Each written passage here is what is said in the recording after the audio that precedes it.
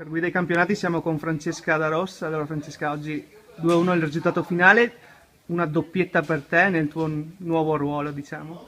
Sì, oggi era una partita difficile fin dall'inizio perché il campo era molto pesante, di conseguenza lo sforzo era maggiore sia nel correre che nel far girare palla.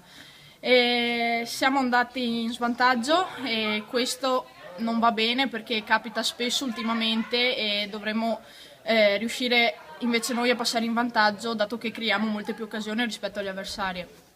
E per fortuna siamo riusciti a pareggiare nel primo tempo e quindi entrare in spogliatoio sull'1-1 è già una buona cosa.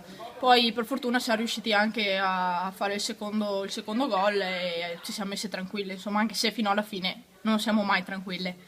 Sembra essere diventato un monologo anche quest'anno il fatto che non create tante palle gol e poi ne concretizzate poche.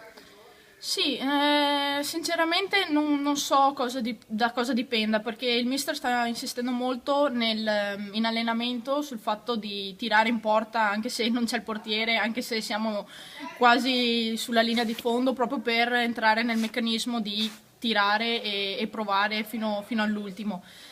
Io in questo nuovo ruolo mi sto rendendo conto, visto che sono un po' un attaccante, che non è proprio facile buttarla dentro. Ho avuto anch'io due occasioni davanti al portiere, una potevo metterla in mezzo e l'altra forse potevo anticipare il tiro.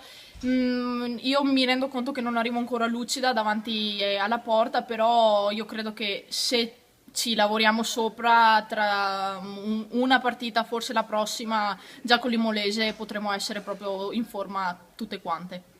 Ringraziamo Francesca e ancora buon campionato. Grazie.